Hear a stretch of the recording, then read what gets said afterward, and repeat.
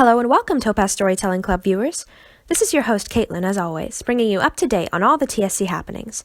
Today, July 31st, 2019, we find ourselves at meeting number 6 already. The summer is going by faster than I ever thought it would.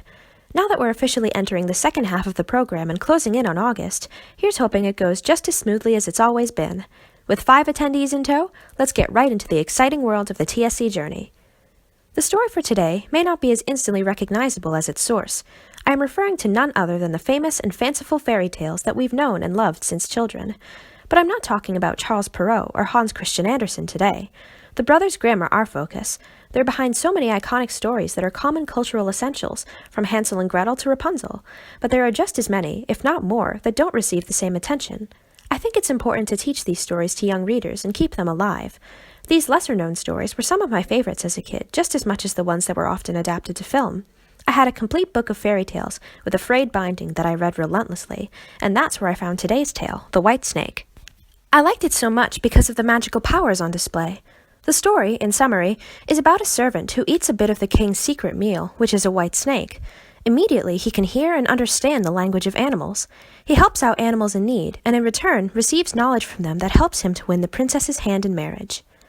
There really isn't much more of a perfect way to illustrate today's topic than with fairy tales like these, because the way it is presented in this type of story is quite unique.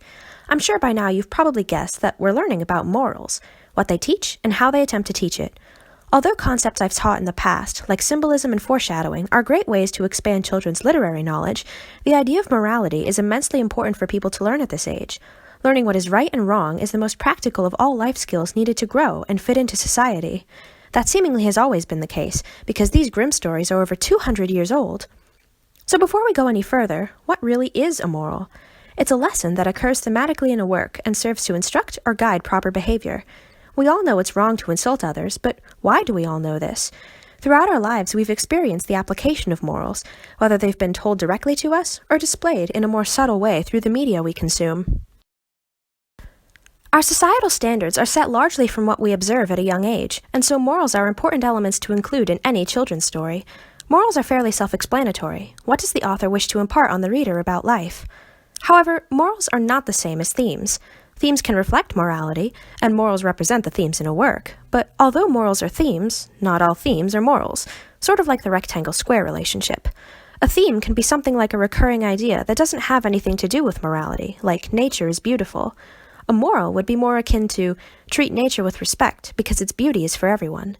It's almost like a command, while a theme is merely a statement or an observation. Morals need to be direct in order for children to understand and implement them into their dealings with others. They are crucial to teach so that children, who don't know any better yet, can begin to realize the weight of their actions and the effects they have on the world around them. Without morals, especially those that are universally understood and taught generationally, society would be less cohesive in terms of its conduct, and it overall would probably not be quite so nice a place to live. When discussing this with the TSC kids, I asked for them to name the morals to other fairy tales, like Cinderella. They were able to identify and explain them well. Ask your child to do the same. What are the main messages to be gathered from Snow White, Sleeping Beauty, or Little Red Riding Hood? What warnings or suggestions can we take out of the story and put into our own lives? I also asked whether it is better to hear stories with morals or to simply be told the moral. Every opinion was in favor of hearing stories. If your child believes this too, ask him why. What about the stories makes the morals easier or more interesting to understand? Is it like taking that spoonful of sugar with medicine? Is it better to reach one's own conclusions about what a story means rather than being explicitly told? The answer I'd say is definitely yes, but then again, that's the name of the game here at TSC. Analyzing morals in simple stories is an easy form of preparation for more in-depth analysis of literature later on, so if your child has a grasp on this concept now, it'll probably serve him well down the road. So, because these stories are so old and are still being read, does that mean the morals of back then are just as important today? I'd say so, as did our discussion group. They thought that even after all this time, with so many new versions and adaptations, the overall messages of the stories remained unchanged. Can you think of any morals we have in our society now that wouldn't have been around back then? If these modern morals don't have any fairy tales to go with them, a fun activity might be to try writing one on your own with your child. Today's activity was a simple one you can do easily at home.